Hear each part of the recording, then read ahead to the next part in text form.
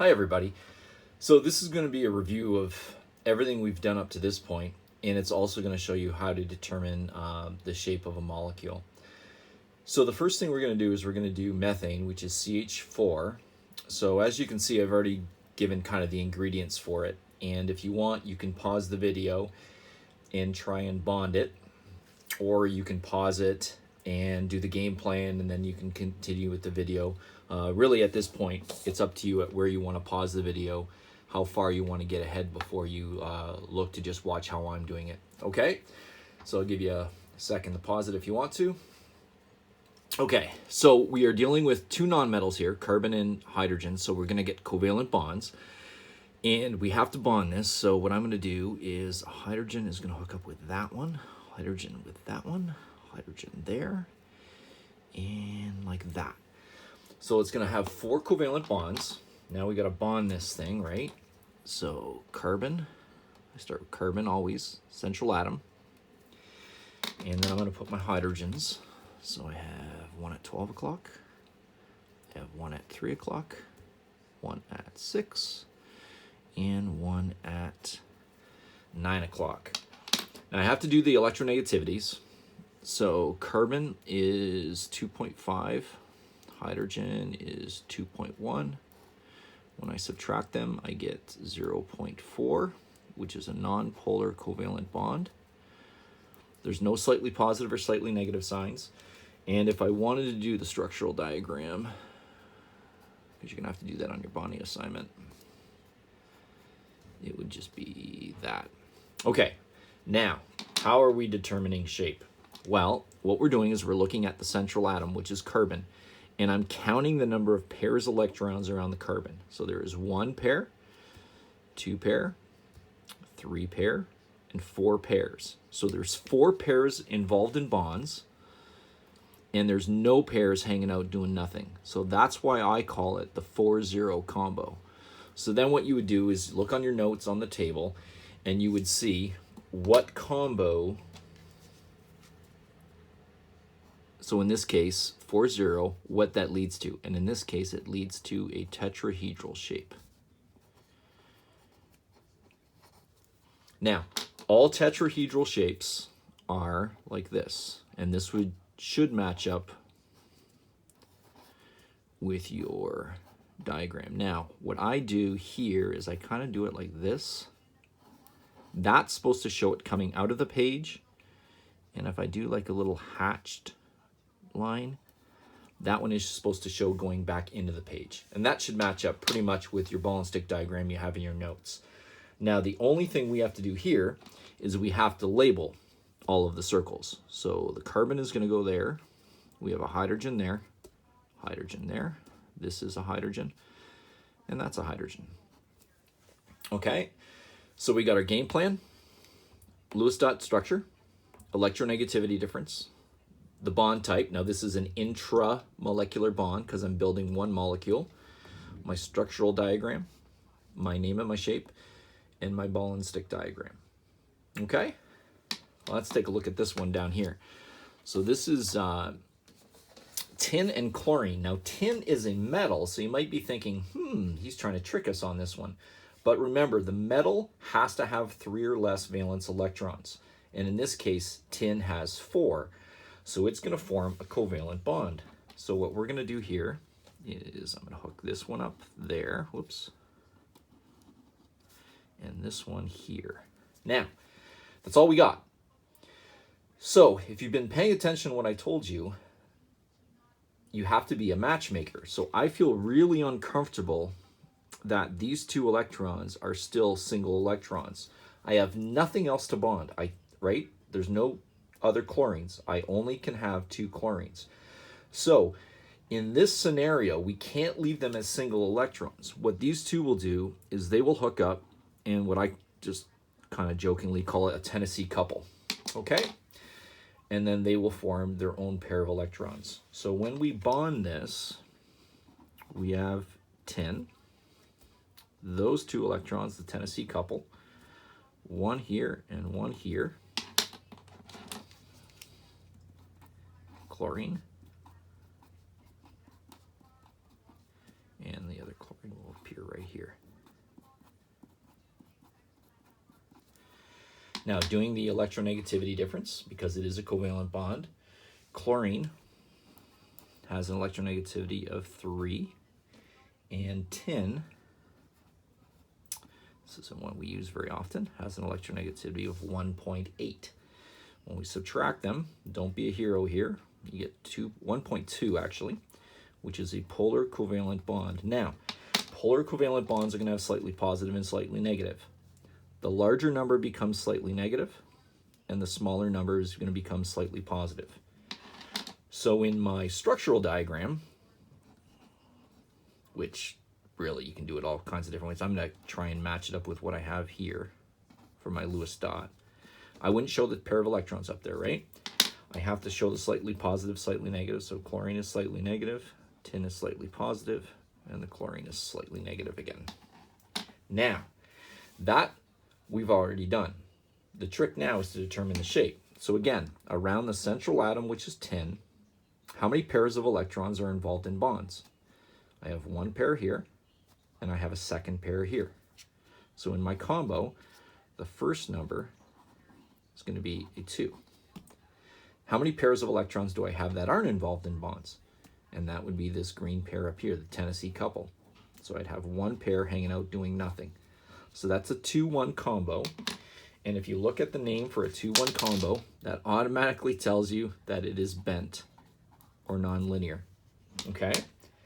To draw the ball and stick diagram for this, we have this pair of electrons. Like that. And then I have to label them. So this one is tin, this one is chlorine, and this one is chlorine. Now, you don't do this all the time, but depending, I may ask you to put the slightly positive, slightly negatives on the ball and stick diagram. So if I did, you would do that. And that's how you do that one. Okay? Let's take a look at another one. This is hydrogen sulfide. So again, we need 2 hydrogens and 1 sulfur. We are dealing just with nonmetals, so this is going to be a covalent bond, and this is a pretty straightforward one. This one's going to hook up there, and that one's going to hook up there. Drawing this out, always start with my central atom. Is that? And a hydrogen would go there, and a hydrogen would go there. Okay? Electronegativities. Sulfur is 2.5. Hydrogen happens to have an electronegativity of 2.1. When I subtract them, I get 0.4, which is a non-polar covalent bond. So there's going to be no slightly positive, slightly negatives. In my structural diagram, pretty much I just match what my Lewis structure is. I'm not worried about the structural diagram showing me shape at all. Okay, now here comes the key part. Want to figure out shape. So I am looking at sulfur, which is the central atom. How many pairs of electrons are involved in bonds? Hopefully you said 2. There's 1 here and there's 1 here. So as far as a combo goes, the first number is 2. How many pairs of electrons are not involved in bonds, just hanging out? Well, I got 1 pair that was originally there and a second pair that was already there. So that's a 2-2 combo. Now, you would look on your table, and a 2-2 combo tells you that it would be bent. Okay? Again, normally you would have had this memorized, but the ball and stick diagram for a 2-2 combo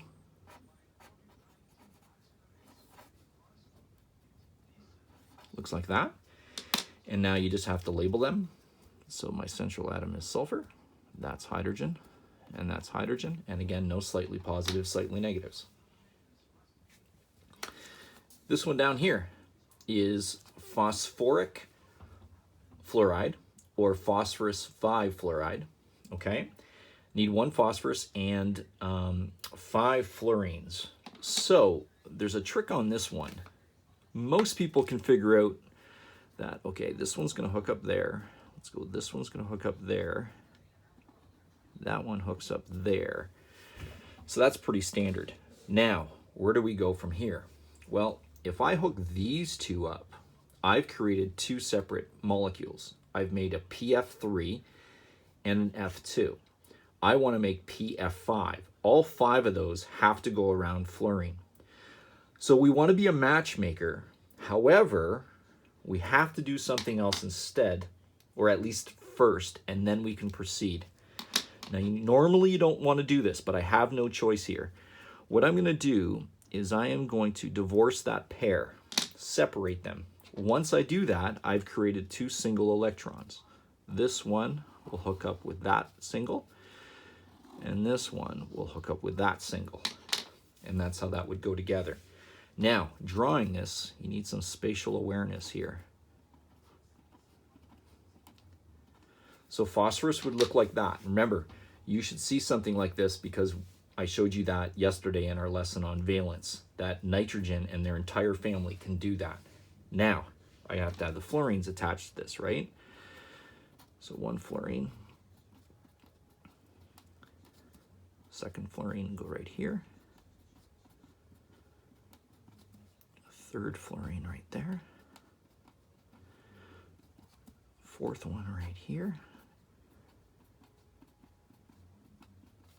And I'm going to squeeze a 5th fluorine right there. And that's what it would look like. I have to do the electronegativities. So fluorine has an electronegativity of 4. Phosphorus has got an electronegativity of 2.1. When I subtract them, I get 1.9. And this is a polar covalent bond. So that means fluorine is slightly negative, the larger number, the more electronegative number, and phosphorus becomes slightly positive. My structural diagram, 1, 2, 3, 4, 5. Each one would be attached to a fluorine. And you got to do the slightly negative, slightly positives. So all the fluorines are slightly negative. And phosphorus is slightly positive like that. Now, again, this whole lesson is based on the shape. So phosphorus is the central atom. How many pairs of electrons are involved in bonds around phosphorus? We got 1, 2, 3, 4, 5. Are there any pairs of electrons around phosphorus, the central atom, that aren't involved in bonds? And the answer would be no. Okay? Some people will go, what about all these? But fluorine is not the central atom. You only worry about phosphorus. Now, 5, 0, you look that up, and then that is going to be trigonal bipyramidal. All right, so basically it's going to be a pyramid, a triangular based pyramid, and the bipyramidal means you're going to have one on top and one on the bottom. Again, like I told you in the notes, if you can picture this, it's going to really help you later on. So the ball and stick diagram, 1 up, 1 down, 1 coming right over at 3 o'clock. 1 coming out of the page, and 1 going back in the page. Now, normally I wouldn't do this, but if you count these ones, so don't ever do this on your diagram because it's just going to totally mess this up. But if I do that, I have a triangular base, right? And if I hook all of these up to this one here, that gives me my pyramid on the top with a triangular base. And then if I did the exact same thing hooking up to this one, I would get the second triangle on the bottom. So that's kind of what it looks like. All right, we don't do that. Hopefully you can still see this. I have to label them all. So there's phosphorus there, fluorine, fluorine, fluorine, fluorine, and fluorine. And again, if I asked for the slightly negative, slightly positive, all the fluorines are slightly negative. And the phosphorus is slightly positive, and you can do that. Okay, so there's that one there. 2 more examples to go through. These are challenging examples. So the first one is xenon fluoride. Now, two nonmetals, but you might be going, Stam, wait a minute. Xenon is a noble gas. It doesn't react. And you're absolutely right with that. However, I will never, ever, ever have you bond a compound and then the answer is actually, ha, fooled you, xenon doesn't form a bond. So in this case, it does actually form. It's not overly stable. Xenon isn't happy doing it, but it could work. Now, xenon has all their electrons paired up. So we have no choice, but we have to divorce a pair. Doesn't matter which one you do. I'm just going to do this one. So if I divorce that pair, I'm going to hook that one up there, and then this one would hook up to the newly formed single. Okay? Drawing this out, start with xenon. So what I'm doing is I'm doing the original pairs, and then this pair I'm going to separate. And then I'm going to put my fluorine, one here.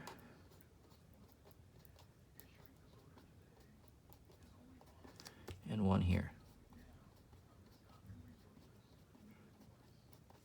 All right. Now, you can't do an electronegativity difference. Fluorine, I know, is 4. Xenon, it's not given, right? So I don't know what this is. However, I do know this is a covalent bond. All right. I don't know if it would be polar or non-polar, but I do know it's a covalent bond. Structural diagram, xenon. Let's go a fluorine there. And a fluorine there would work. Now, as far as the combo goes, how many pairs of electrons are involved in bonds? Let's make this one a little darker. Well, you should have 2. 1 pair here and 2 pair here. So there's 2. How many pairs around the central atom, which is xenon, are hanging out doing nothing? Well, I have 1 pair, 2 pair, 3 pair. So that's a 2-3 combo. Well, if you look at what a 2-3 combo is, that's linear. The ball and stick diagram for this.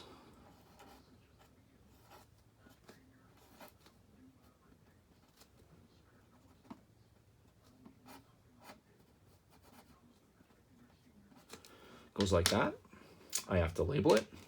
So the middle is xenon. That's fluorine. And that's fluorine.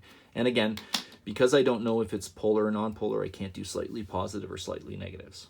So that's the trick on that one. One more to do. This is bromine fluoride. Again, not a typical compound that you would see. So again, this is pretty standard to be able to do that. Now you're stuck, right? What do I do now? Well, you have to divorce pairs. You have no other choice. So I'm going to divorce this pair. When I do that, this one's going to hook up there. This one is going to hook up there. And then I'm going to have to divorce another pair. So I'm going to choose to do that one. This one is going to go there. And that one will go there. So that's kind of the game plan for this. Drawing this out, start with bromine. This pair I left intact, right? All the other pairs I separated. So separated that pair, and then that was a single already. So I'm going to hook up fluorine there. Now I changed to dots here instead of X's. That's fine. I'm not going to be that particular marking your stuff.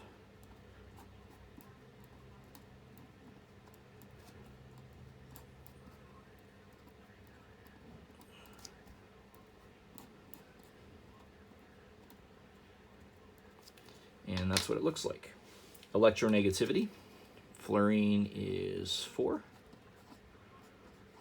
Bromine is 2.8,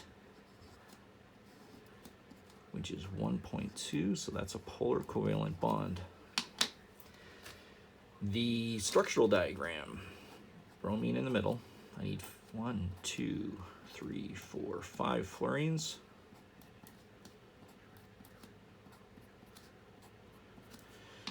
And then I do slightly positive, slightly negatives. By the way, notice how I'm doing this. I'm your chemistry teacher. Whoops, that should be a negative. And I am only doing one thing at a time. So I didn't draw a fluorine and put a slightly positive and slightly negative there, okay? Try and do one thing at a time, finish it up, and then you're going to be fine on that. And again, structural diagrams don't show that extra pair of electrons. Now, combo. How many pairs of electrons are involved in bonds around bromine? I have 1, 2, 3, 4, 5. How many pairs are hanging out doing nothing? 1. Now, that's going to tell you the name of the shape. Okay? The ball and stick diagram on this one.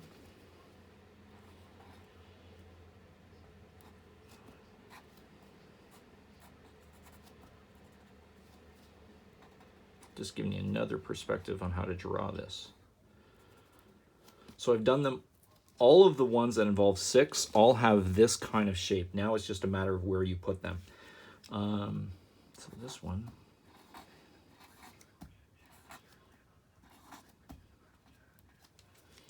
One, 2, 3, 4, 5 involved in bonds and a pair hanging out doing nothing. And this is square pyramidal. Have to label them. So this is bromine, fluorine, second fluorine, third, fourth, and fifth. If I had to do slightly negatives, slightly positives,